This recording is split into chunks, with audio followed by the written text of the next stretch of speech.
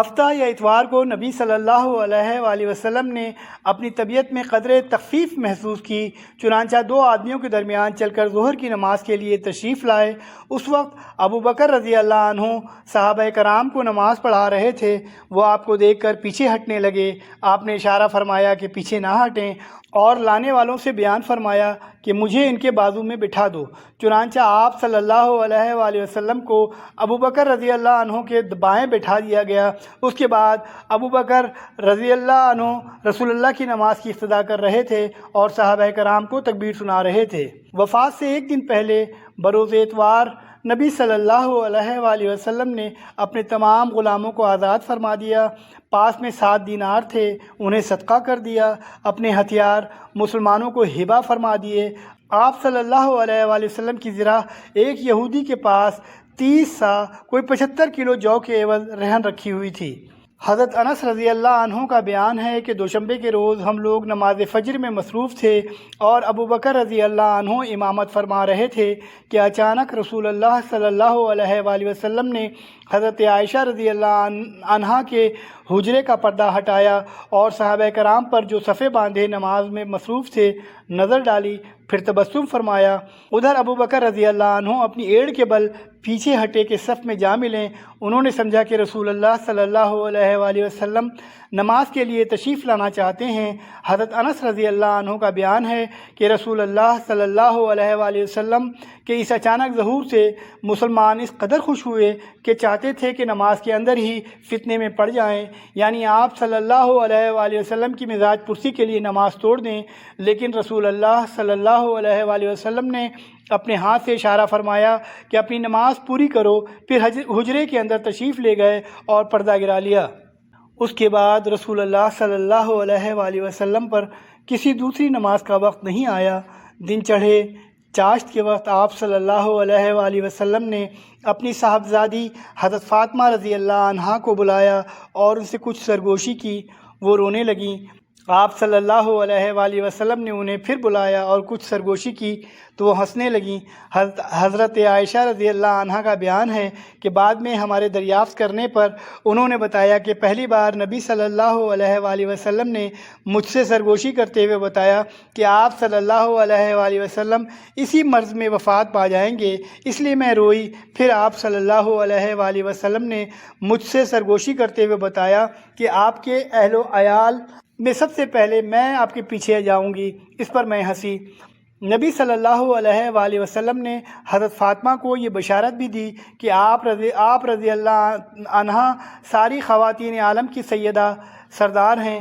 اس وقت رسول اللہ صلی اللہ علیہ وآلہ وسلم جس شدید کرب سے دوچار تھے اسے دیکھ کر حضرت فاطمہ بے ساختہ پکار اٹھیں، ہائے ابا جان کی تکلیف۔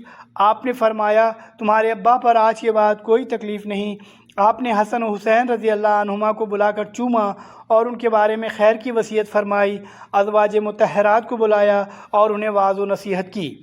ادھر لمحہ بلمحہ تکلیف بڑھتی جا رہی تھی اور اس زہر کا اثر بھی ظاہر ہونا شروع ہو گیا تھا جسے آپ صلی اللہ علیہ وآلہ وسلم کو خیبر میں کھلایا گیا تھا۔ چنانچہ آپ حضرت عائشہ رضی اللہ عنہا سے فرماتے تھے، اے عائشہ، خیبر میں جو کھانا میں نے کھا لیا تھا اس کی تکلیف برابر محسوس کر رہا ہوں۔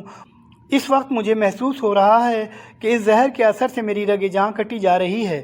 آپ نے صحابہ کرام کو بھی وصیت فرمایا الصلاۃ وما او ما ملکت ایمانکم، نماز اور تمہارے زیر دست یعنی غلام، لونڈی۔ آپ نے یہ الفاظ کئی بار دہرائے۔ پھر نزا کی حالت شروع ہو گئی اور حضرت عائشہ رضی اللہ عنہا نے آپ صلی اللہ علیہ وآلہ وسلم کی اپنے اوپر ٹیک لگوا دی۔ ان کا بیان ہے کہ اللہ کی ایک نعمت مجھ پر یہ ہے کہ رسول اللہ صلی اللہ علیہ وآلہ وسلم نے میرے گھر میں میری باری کے دن میرے سینے سے ٹیک لگائے ہوئے وفات پائی، اور آپ صلی اللہ علیہ وآلہ وسلم کی موت کے وقت اللہ نے میرا لعاب اور آپ صلی اللہ علیہ وآلہ وسلم کا لعاب اکٹھا کر دیا۔ ہوا یوں کہ عبد الرحمن بن ابی بکر آپ کے پاس تشریف لائے، ان کے ہاتھ میں مسواک تھی اور رسول اللہ صلی اللہ علیہ وآلہ وسلم مجھ سے ٹیک لگائے ہوئے تھے۔ میں نے دیکھا کہ آپ صلی اللہ علیہ وآلہ وسلم مسواک کی طرف دیکھ رہے ہیں۔ میں سمجھ گئی کہ آپ مسواک کرنا چاہتے ہیں، میں نے پوچھا آپ کے لیے لے لوں؟ آپ صلی اللہ علیہ وآلہ وسلم نے سر سے اشارہ فرمایا کہ ہاں۔ میں نے مسواک لے کر آپ کو دی تو آپ کو کڑوی محسوس ہوئی۔ میں نے کہا اسے آپ کے لیے نرم کر دوں؟ آپ صلی اللہ علیہ وآلہ وسلم نے سر کے اشارے سے کہا ہاں۔ میں نے مسواک نرم کر دی اور پھر آپ نے نہایت اچھی طرح مسواک کی۔ آپ کے سامنے کٹورے میں پانی تھا۔ آپ پانی میں دونوں ہاتھ ڈال کر چہرہ پوچھتے جاتے تھے اور فرماتے جاتے تھے اللہ کے سوا کوئی معبود نہیں، موت کے لیے سختی ہے۔ مسواک سے فارغ ہوتے ہی آپ صلی اللہ علیہ وآلہ وسلم نے ہاتھ یا انگلی اٹھائی، نگاہ چھت کی طرف بلند کی اور دونوں ہونٹوں پر کچھ حرکت ہوئی۔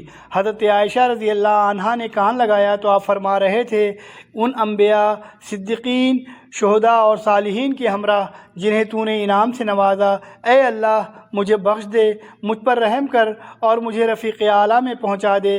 اے اللہ رفیق اعلیٰ۔ آخری فقرہ 3 بار دہرایا اور اسی وقت ہاتھ جھک گیا اور آپ رفیق اعلیٰ سے جا ملے۔ انا للہ و انا الیہ راجعون۔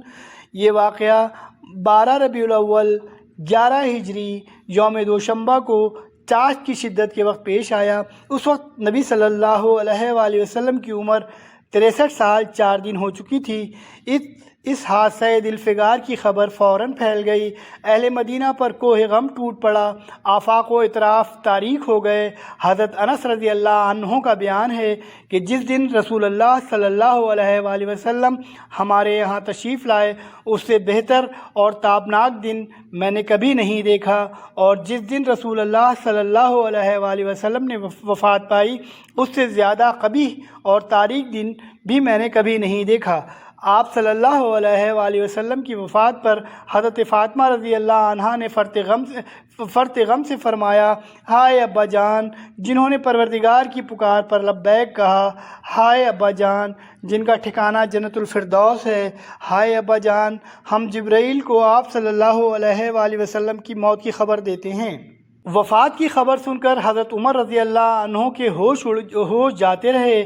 انہوں نے کھڑے ہو کر کہنا شروع کیا، کچھ منافقین سمجھتے ہیں کہ رسول اللہ صلی اللہ علیہ وآلہ وسلم کی وفات ہو گئی، لیکن حقیقت یہ ہے کہ رسول اللہ صلی اللہ علیہ وآلہ وسلم کی وفات نہیں ہوئی، بلکہ آپ اپنے رب کے پاس تشریف لے گئے ہیں، جس طرح موسیٰ بن عمران علیہ السلام تشریف لے گئے تھے اور اپنی قوم سے 40 رات غائب رہ کر ان کے پاس پھر واپس آ گئے تھے، حالانکہ واپسی سے پہلے کہا جا رہا تھا کہ وہ انتقال کر چکے ہیں۔ خدا کی قسم رسول اللہ صلی اللہ علیہ وآلہ وسلم بھی ضرور پلٹ کر آئیں گے اور ان لوگوں کے ہاتھ پاؤں کاٹ ڈالیں گے جو سمجھتے ہیں کہ آپ صلی اللہ علیہ وآلہ وسلم کی موت واقع ہو چکی ہے۔ ادھر حضرت ابوبکر رضی اللہ عنہ سخت میں واقع اپنے مکان سے گھوڑے پر سوار ہو کر تشریف لائے اور اتر کر مسجد نبوی میں داخل ہوئے، پھر لوگوں سے کوئی بات کیے بغیر سیدھے حضرت عائشہ رضی اللہ عنہا کے پاس گئے اور رسول اللہ صلی اللہ علیہ وآلہ وسلم کا قصد فرمایا۔ آپ صلی اللہ علیہ وآلہ وسلم کا جسد مبارک دھاری دار یمنی چادر سے ڈھکا ہوا تھا۔ حضرت ابوبکر رضی اللہ عنہ نے رخ انور سے چادر ہٹائی اور اسے چوما اور روئے اور پھر فرمایا میرے ماں باپ آپ پر قربان، اللہ آپ پر 2 موتیں جمع نہ کرے گا، جو موت آپ پر لکھ دی گئی وہ آپ کو آ چکی۔ اس کے بعد حضرت ابوبکر رضی اللہ عنہ تشریف لے آئے۔ اس وقت بھی حضرت عمر رضی اللہ عنہ لوگوں سے بات کر رہے تھے۔ حضرت ابوبکر رضی اللہ عنہ نے ان سے کہا عمر بیٹھ جاؤ۔ حضرت عمر رضی اللہ عنہ نے بیٹھنے سے انکار کر دیا۔ ادھر صحابہ کرام حضرت عمر رضی اللہ عنہ کو چھوڑ کر حضرت ابوبکر کی طرف متوجہ ہو گئے۔ حضرت ابوبکر نے فرمایا اما بعد، تم میں سے جو شخص محمد کی پوجا کرتا تھا تو وہ جان لے کہ محمد صلی اللہ علیہ وآلہ وسلم کی موت واقع ہو چکی ہے، اور تم میں سے جو شخص اللہ کی عبادت کرتا تھا تو یقیناً اللہ ہمیشہ زندہ رہنے والا ہے، کبھی نہیں مرے گا۔ اللہ کا ارشاد ہے محمد نہیں ہیں مگر رسول ہی، ان سے پہلے بھی بہت سے رسول گزر چکے ہیں، تو کیا اگر وہ مر جائیں یا ان کی موت واقع ہو جائے یا وہ قتل کر دیے جائیں تو تم لوگ اپنی ایڑی کے بل پلٹ جاؤ گے، یا جو شخص اپنی ایڑی کے بل پلٹ جائے تو یاد رکھے وہ اللہ کو کچھ نقصان نہیں پہنچا سکتا، اور ان قریب اللہ شکر کرنے والوں کو جزا دے گا۔ صحابہ کرام کو جو اب تک فرط غم سے حیران و ششدر تھے، انہیں حضرت ابوبکر رضی اللہ عنہ کا یہ خطاب سن کر یقین آ گیا کہ رسول اللہ صلی اللہ علیہ وآلہ وسلم واقعی رحلت فرما چکے ہیں۔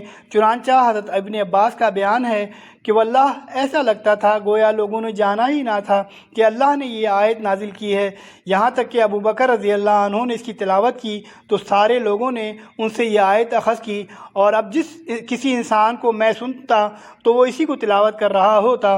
حضرت سعید بن مسیب رضی اللہ عنہ کہتے ہیں کہ حضرت عمر رضی اللہ عنہ نے فرمایا واللہ میں نے جو ہی ابوبکر کو یہ آیت تلاوت کرتے ہوئے سنا، انتہائی متحیر اور دہشت زدہ ہو کر رہ گیا، حتیٰ کہ میرے پاؤں مجھے اٹھا ہی نہیں رہے تھے، اور حتیٰ کہ ابوبکر کو اس آیت کی تلاوت کرتے سن کر میں زمین پر گر پڑا، کیونکہ میں جان گیا کہ واقعی نبی صلی اللہ علیہ وآلہ وسلم کی موت واقع ہو چکی ہے۔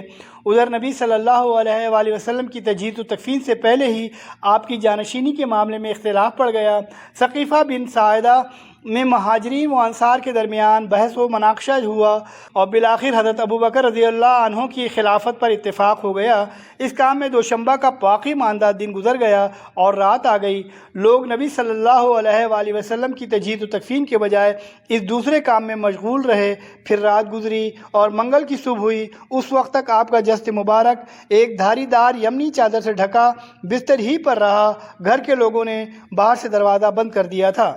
منگل کے روز آپ صلی اللہ علیہ وآلہ وسلم کو کپڑے اتارے بغیر غسل دیا گیا۔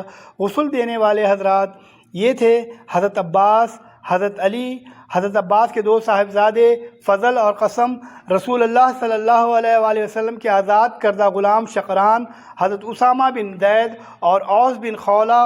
حضرت عباس، فضل اور قسم آپ صلی اللہ علیہ وآلہ وسلم کی کروٹ بدل رہے تھے۔ حضرت اسامہ اور شقران رضی اللہ عنہ پانی بہا رہے تھے۔ حضرت علی غسل دے رہے تھے، اور حضرت اوس نے آپ کو اپنے سینے سے ٹیک دے رکھی تھی۔ اس کے بعد آپ کو 3 سفید یمنی چادروں میں کفنایا گیا۔ ان میں کرتا اور پگڑی نہ تھی، بس آپ کو چادروں میں ہی لپیٹ دیا گیا۔ آپ کی آخری آرام گاہ کے بارے میں بھی صحابہ کرام کی رائے مختلف تھی، لیکن حضرت ابوبکر صدیق رضی اللہ عنہ نے فرمایا کہ میں نے رسول اللہ کو یہ بات فرماتے ہوئے سنا ہے کہ کوئی نبی بھی فوت نہیں ہوا مگر اس کی تدفین وہیں ہوئی جہاں فوت ہوا۔ اس فیصلے کے بعد حضرت ابو طلحہ رضی اللہ عنہ نے آپ کا وہ بستر اٹھایا جس پر آپ صلی اللہ علیہ وآلہ وسلم کی وفات ہوئی تھی، اور اسی کے نیچے قبر کھودی۔ قبر لحد والی یعنی بغلی کھودی گئی تھی۔ اس کے بعد باری باری 10 صحابہ کرام نے حجرہ شریف میں داخل ہو کر نماز جنازہ پڑھی۔ کوئی امام نہ تھا۔ سب سے پہلے آپ کے خانوادہ بنو ہاشم نے نماز جنازہ پڑھی، پھر مہاجرین نے، پھر انصار نے، پھر مردوں کے بعد عورتوں نے، اور ان کے بعد بچوں نے۔